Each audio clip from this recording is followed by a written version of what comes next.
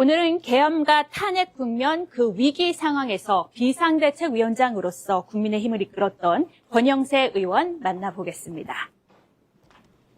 네, 저도 이렇게 아침부터 의원님실을 찾아오는 건 처음입니다. 의원님 안녕하세요. 예, 안녕하세요. 반갑습니다. 이렇게 찾아주셔서 고맙습니다. 아닙니다. 예. 아유, 지도 보셨잖아요. 예, 예. 그래서 제가 항상 국회 본청에서만 예, 뵀는데 의원실 오니까 좀 새롭습니다. 예. 그리고 우선 또 중진이신데 예. 우리 대한민국 정치를 20년간 이끌어 오셨습니다. 예, 그렇죠. 그래서 20년이 벌써 조금 넘었네요. 그렇죠. 예. 이 의원실에서 의원님과 가장 오랜 시간 함께했던 물건 좀 하나 먼저 소개해 주실 수 있을까요? 예, 저 한 20여 년, 중간에 이 공백이 있었습니다만은 그래도 처음 시작할 때부터 끝까지 있는 거는 이 액자입니다. 같이 가보실까요? 네.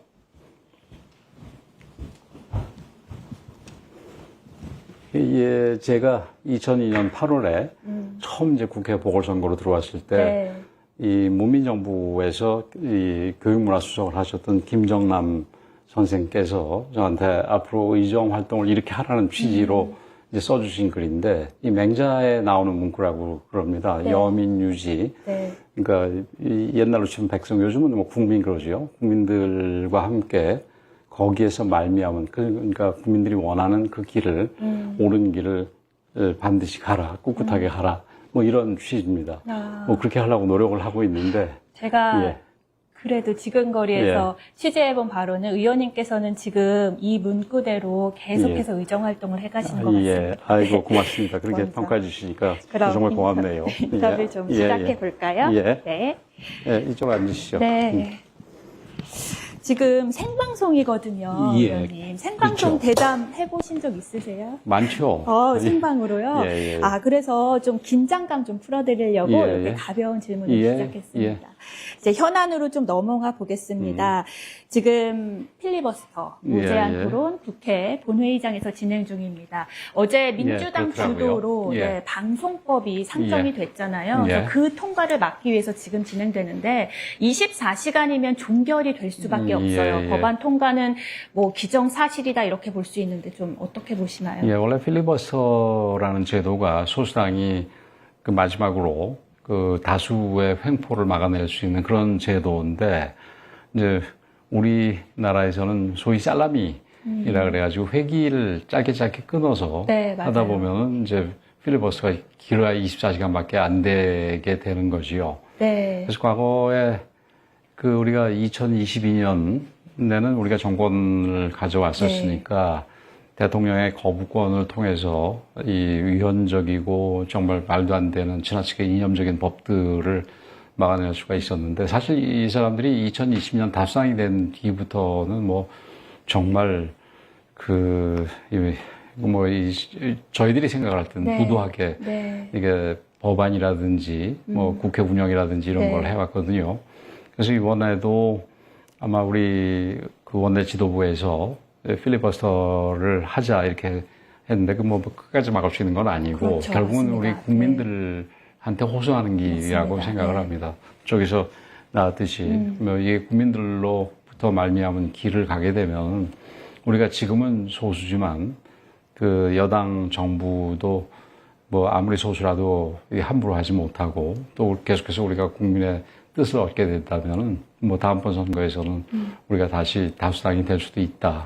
이런 의미에서 우리가 최대한 노력을 하는 일환이라고 봅니다. 네, 법안의 내용을 설명을 해야 국민도 알 수 있으니까요. 그렇죠. 그래서 그리고 이제 특별한 일이 있습니다. 벌어지고 있으니까, 그치, 이게 뭐 밤 24시간 국회가 운영이 되면서 뭐 한 사람이 뭐 많게는 한 10시간 가까이씩 하면은 좀 특별한 거 아니겠어요? 그렇죠. 그러니까 관심을 가지게 되시겠죠. 될 수밖에 없습니다. 그래서 국민이 알아야 될 사안이 또 있어요. 저희가 얼마 전에 한미 관세 협상 타결됐잖아요. 의원님께서 이제 국회 기재위 맡고 계시니까 내일 국회 기재위 전체 회의에서 이 협상과 관련된 내용을 좀 듣는다고 하시는데 좀 집중적으로 어떤 부분 질문하실 건가요? 글쎄요, 뭐 집중할 부분이 너무나 많은데, 그 사실은 이 통상협상이 옛날에 그 한미 FTA 할 때 얼마나 오래 걸렸습니까? 그렇습니다. 근데 그 내용들을 거의 다 지금 다루는데 실제 드러난 건 얼마 없으니까 얼마나 물어볼 게 많겠어요. 근데 어쨌든 그 8월 1일 이전에 협상이 타결된 부분에 대해서는 뭐 평가를 합니다. 근데 그 일본이 우리보다 먼저 그 협상을 완료했는데 네. 일본에서도 지금 굉장히 크게 문제가 되고 있습니다. 근데 우리나라는 조금 더 문제가 되는 것 같아요. 우선 우리 같은 경우는 한미 FTA가 있어가지고 무관세였었지 않습니까? 0%였잖아요. 그것이 0%였었죠. 네. 그런 면에서 지금 뭐 자동차 관세 15% 내렸다고 그러는데 사실은 일본이 15%면은 예를 들어서 자동차 같은 경우는 일본은 2.5% 관세를 원래 부과됐었으니까 네. 우리 12.5로 해야 마땅하지요. 근데 그런 거가 받아들여지지 않아서 뭐 이게 또 시장이 정확하니까 그 다음날 주식시장에서 현대차하고 기아차가 좀 폭락을 했던 네.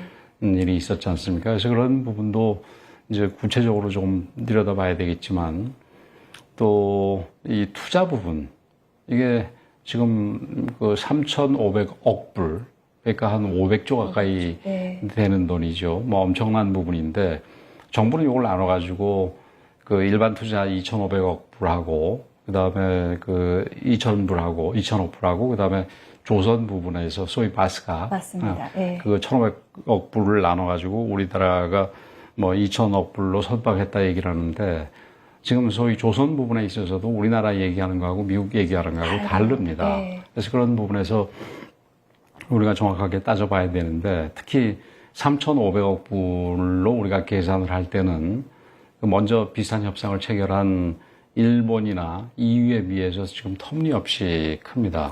전체 GDP 대비해서 EU는 제가 기억하기에 한 6, 7% 정도 네. 투자하는 걸로 돼 있고, 네. 그 다음에 일본 같은 경우가 한 14%, 근데 우리나라는 18, 19% 네. 정도 되는 거 아니겠습니까? 근데 그리고 투자 내용도 문제인 게, 그게 누가 투자하고, 어떻게 투자하고, 어디에 투자하고, 수익은 누가 가지고, 이런 부분이 다 불명확합니다. 그러니까 뭐, 미국 정부 입장에서는 뭐 자기네들이 지정하는데, 대통령이 지정하는데 투자를 하게 되고, 그 다음에 그 수익도 9대1로 받는, 미국이 네. 90% 가져가게 네. 된다 그러는데, 이게 지금 우리 쪽에서 하는 설명은 뭐 전혀 다르거든요. 특히 수익 부분도 다르고, 이 직접 투자는 뭐 정부가 하는 거는 얼마 안 된다고 얘기를 하는데, 그러면 누가 하겠습니까? 그럼 뭐 우리 기업들이 하게 되면은, 우리 기업들이 국내 투자는 거의 못하게 된다는 얘기 아니겠습니까? 해외로 다 자본이 그렇죠. 빠져나가는. 그렇죠. 자본이 다 빠져나가고, 일자리도 빠져나가고. 그렇죠. 네. 근데 그렇게 될 경우에 또 문제가 지금 최근에 상법 개정을 통해가지고, 노동쟁의의 그 조건에 대해서, 대상에 대해서 이게 근로조건과 관련이 있는 그 모든 걸 다 할 수 있게 해놨거든요. 네. 그래서 예를 들어서 해외로 그러니까 투자가 나가서 국내에서 더 이상 그 생산량이 줄거나 그냥 정체가 된다 그러면 노동 조건과 영향이 있을 수 있다 그래가지고 이게 아마 데모도 심하게 일어날 맞습니다. 겁니다. 뭐 이런 부분도 있고, 그다음에 뭐 우리 지금 실업이 계속 특히 청년 실업들을 괜찮은 일자리들이 걱정인데 대기업들이 다 그렇게 빠져나가면 이 좋은 일자리들은 생겨날 수가 없겠죠. 오히려 또 그다음에 지금 농산물하고 디지털 관련 부분들 거기에 대해서 우리는 뭐 더 이상 없다고 끝났다 이렇게 얘기를 하는데 농산물 부분에 대해서도 미국 대통령의 이 SNS 발언이라든지 다르죠. 전혀 다르죠. 맞습니다. 그리고 네. 디지털 관련해서 뭐 플랫폼법이라든지 뭐 정밀 지도 부분이라든지 이런 거는 끝난 게 아니라 지금 얘기가 안 됐을 거 아니겠어요. 그리고 특히 더 중요한 부분은 지금 이제 대통령이 8월 말에 미국에 가가지고 한꺼번에 하게 될 텐데 안보 관련 우리 같은 경우는 좀 방위비 문제가 있지 않습니까? 그래서 일본은 그 미국 무기를 구입을 하는 걸로 해서 방위비 문제가 어느 정도 정리된 것 같은데 우리는 이거하고 완전 별개로 또 방위비 문제에 대해서는 다시 얘기해야 되니까 그런 부분들부터 시작해가지고 뭐 정말 걱정입니다. 그래서 8월 그 우리 한미 정상들의 정상회담이 좀 잘 됐으면 좋겠어요. 맞습니다. 왜냐하면 정부가 네. 잘 돼야지 국민들도 편안한 거니까 뭐 우리가 야당이지만 잘 됐으면 좋겠는데 네. 정부가 잘 준비를 할 수 있을지 참 걱정입니다. 네, 이 외교 문제에 있어서는 여야 정쟁 이런 건 없다고 그렇죠. 이미 말씀을 하셨기 때문에 이런 부분이 정상회담에서 조금 더 잘 이루어졌으면 그렇죠. 하는 바람인데 뭐 국내 정치적인 문제는 국경선에서 끝난다라는 말이 여기서 끝나는 거고 해야지요. 그런데 이런 관세 협상이요, 국내 쪽으로도 영향을 미칠 수가 있기 때문에 또 중요한 부분이잖아요. 그렇죠. 그래서 국내 경제 아까 얘기했듯이 뭐 국내 투자라든지 국내 그렇죠. 일자리라든지 네. 국내 경기라든지 이 농산물 수입 같은 경우는 농가들의 어떤 불안이라든지 이런 데 다 영향이 있게 되죠. 네, 그렇게 해서 영향을 미치는데 지금 이재명 정부가 펼치고 있는 여러 가지 정책들이 있어요. 내놓은 게 이제 법인세를 인상한다, 또 증권거래세를 인상한다, 또 양도소득세의 대주주 기준을 하향한다. 이게 국민의힘에서 이른바 규정한 게 이재명표 세금 폭탄 정책들입니다. 그렇죠. 이게 관세 협상과 맞물리면요, 민생 경제에는 조금 더 악영향을 미칠 수 있다는 그런 비판도 지적도 나오는데. 예, 뭐 전적으로 그 비판에 동의합니다. 그리고 아까 이제 우리가 관세 협상에 대해서 길게 얘기를 했습니다만은 우리 기업들이 이제 굉장히 어려워질 거고 우리 국민들도 어려워질 겁니다. 근데 우리 기업들에 대해서는 좀 여러 가지 규제를 풀어놓는 게 아니라 뭐 상법에도 아주 심하게 지금 개정하고 있고, 그 다음에 노란봉투법도 개정을 했고, 또 우리 국민들에 대해서는 지금 세제 개편을 통해 가지고 여러 가지 그 세금을 올리겠다는 거 아니겠습니까? 그러니까 뭐 기업과 관련해서 법인세 인상도 포함이 됩니다.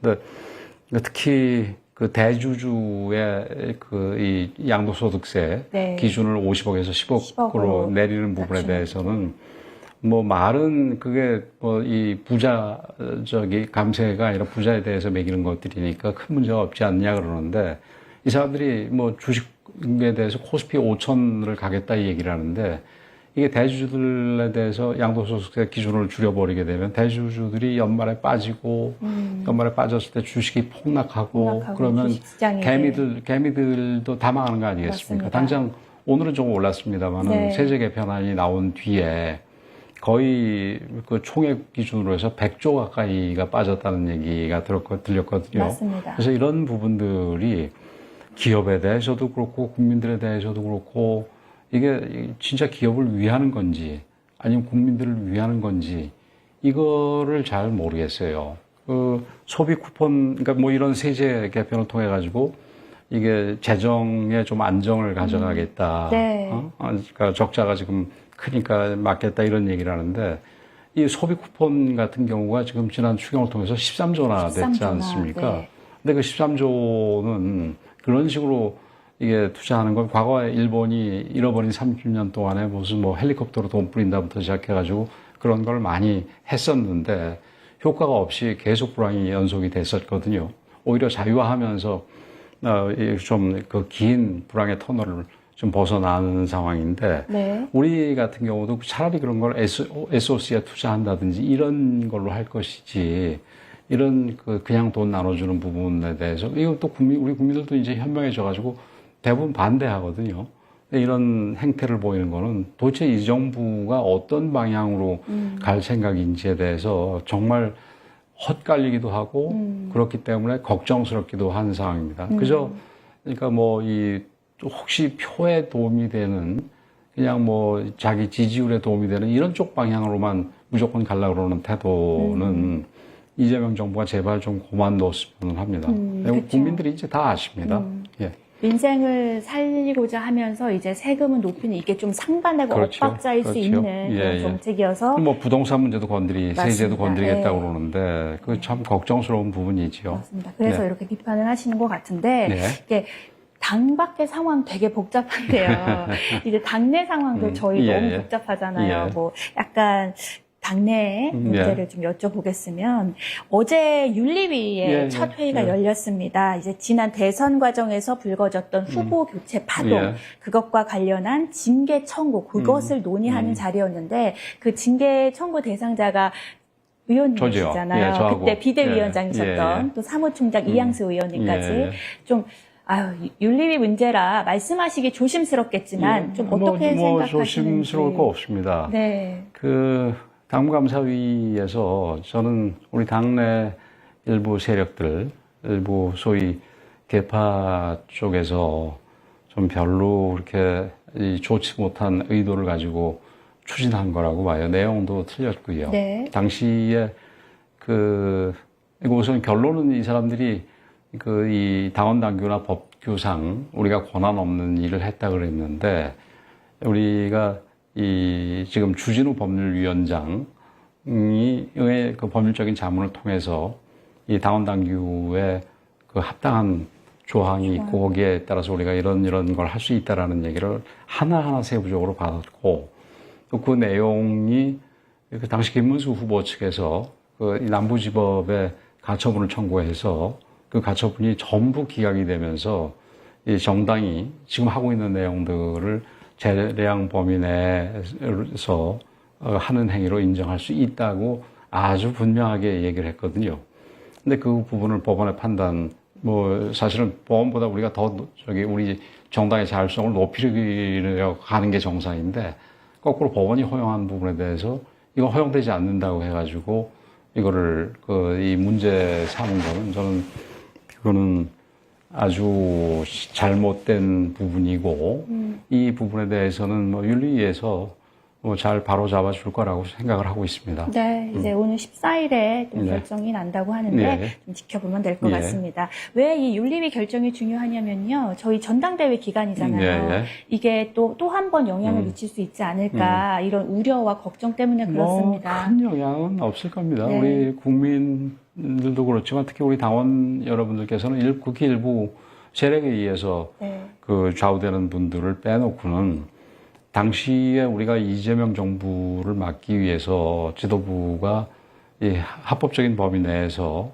그러니까 진짜 좀 속된 말로 얘기하면 기를 쓰고 모든 방안을 다 해서 어떻게 이겨보려고 노력했던 부분에 대해서 인정을 해 주시리라고 생각을 하기 때문에 이 부분에 대해서 이 당무감사위의 잘못된 결정이 바로 잡힌다 하더라도 그 부분에 대해서는 어떤 면에서는 당연한 거니까 그게 전당대회에 뭐 특별히 문제를 영향을 주거나 이런 일은 없을 것이다. 이렇게 생각합니다. 알겠습니다. 윤리위에서 뭐 어느 쪽 개파라고 하긴 그렇지만요, 당내 의원들의 어떤 분란이 생기지 않도록 좀 공정한 결정을 내렸으면 하는 바람입니다. 제가 이렇게 민감한 질문도 많이 드리고 또 당 밖에 복잡한 질문도 많이 드렸는데 솔직하게 또 답변해 주셔서 감사합니다. 아닙니다. 마지막은요, 가벼운 질문으로 하나 드릴게요. 의원님께서는요, 뭐 저희 기자들 사이에서도 또 이제 국회에서도 책 정말 많이 읽기로 그냥 이미 잘 알려져 있거든요. 이게 이거 돌아다니고 그래야 되는데 책 많이 읽는다고 알려주는 게 반드시 온 건 아닌데. 아닙니다. 어쨌든 책에서 책은 어떤 지식과 지혜가 나오기 때문에 의원님께서 소개해 주실 수 있는 권영세의 인생책 뭐 있을까요? 그러니까 지금 비교적 많이 읽는 편이기 때문에 한 권을 골라라 이런 거는 제가 여태까지 읽은 책 중에서 한 권을 읽어라, 지정해라는 좀 어려운데. 최근은 아니지만, 한 몇 년째 전에 읽었는데, 계속해서 이건 다시 들여다보고, 다시 들여다보고 하는, 보게 되는. 책이 하나 있고, 그 다음에 근래에는 독일 역사에 관해서 좀 많이, 읽고 있습니다. 제가 한 오래전에 검사 시절에 독일 법무부에 파견 나갔던 경험도 있어서 독일에 대해서는 조금 관심이 있는데 특히 독일이 바이마르 공화국이라고 굉장히 민주적인 헌법을 가졌던 나라가 어떻게 해서 히틀러를 탄생시키고 그런 진짜 인간적이고 인류적인 그리고 반역사적인 그런 아주 괴물 같은 그 정권을 탄생시켰는지가 우리한테도 큰 시사점이 있다고 생각을 합니다. 그래서 그리고 물론 제가 과거 통일부 장관을 지냈으니까 독일이 전후에는 또 완전한 민주국가로 바뀌어서 어떻게 분단을 극복했는지 이런 부분들이 독일 사회에서 영향을 많이 주거든요. 그래서 저는 주로 이게 제가 영어를 못해서 영어 공부도 좀 할 겸 해가지고 보는데 이게 정말 많네요. 이게 우선은 이게 How Democracies Die. 이게 데니엘 지블랏하고 스티븐 레비츠키라고 하버드의 교수가 아마 2017년, 18년 트럼프 대통령 일기 초기에 쓴 걸 겁니다. 얼마 전에 아마 이낙연 전 총리도 이 얘기를 했던 걸로 알고 있는데 이게 결국은 어떻게 이 민주주의가 이게 무너지는지, 민주주의 국가가 어떤 면에서 좀 이게 부실한 민주주의 국가에서 어떻게 민주주의가 피어보지도 못하고 무너지는지, 그 다음에 비교적 성숙한 민주주의 국가에서도 왜 이렇게 무너지는지 이런 부분인데 여기 보면은 그 가장 중요한 덕목으로 자제, 관용, 상호 인정 이런 얘기를 합니다. 근데 지금 우리 정치 현실에서 굉장히 의미가 있는 게 그쵸. 오늘 아마 정청래 대표가 당선이 되고 이게 이 다른 당의 인사를 가는데 우리 당의 원내대표한테는 인사를 안 간다고 얘기를 들었습니다. 이렇게 우선 자제 관용을 넘어서 우선 인정조차 안 하면은 이게 어떻게 민주주의가 되겠습니까? 그래서 사실은 다 제가 히틀러에 관한 책을 읽은 것도 연결이 되는 부분인데, 예, 연결이 되는 부분인데, 이거하고, 그 다음에, 이게 처음에, 이건 테이크오버. 예, 테이크오버. 그러니까 히틀러's final rise to power. 그러니까 히틀러의 그 최종적인 그 권력에서의 어떤 상승, 뭐 이런 거를 얘기하는 건데, 어떻게 그 아주 소수적이파 정당 같지도 않은 정당이었던 그 이 히틀러의 나치당이 결국은 1933년에 그 이 집권당이 되고 히틀러가 처음에는 총리가 됐다가 나중에는 피러라고 그러죠. 독일말로. 예, 총통이 돼서 독일 이 바이마르 공화국을 완전히 무너뜨리고 독일을 결국은 유태인 대학살, 2차 세계대전 이런 걸로 이루어지게 됐는지, 어떻게 내부적으로 공고화를 시키고, 그러면 이 바이마르 공화국에 거의 민주주의가 과도해서, 이 민주주의가 우수해질 정도로 과도했었던 게 하루아침에 다 침묵하게 됐는지, 이런 부분들에 대해서 요즘은 관심을 갖고 있습니다. 의원님께서 읽으시는 책 하나하나가요, 지금의 정치 현실과 맞닿아 있어서 그래서 책을 많이 읽으시는 것 같습니다. 이렇게 또 책 소개까지 오늘 긴 말씀 정말 감사합니다, 의원님. 저희 방에 찾아와 주셔서 제가 고맙죠. 감사합니다. 고맙습니다. 네. 매주 아침 저는 국회 라이브로 찾아오겠습니다. 지금까지 김지영이었습니다.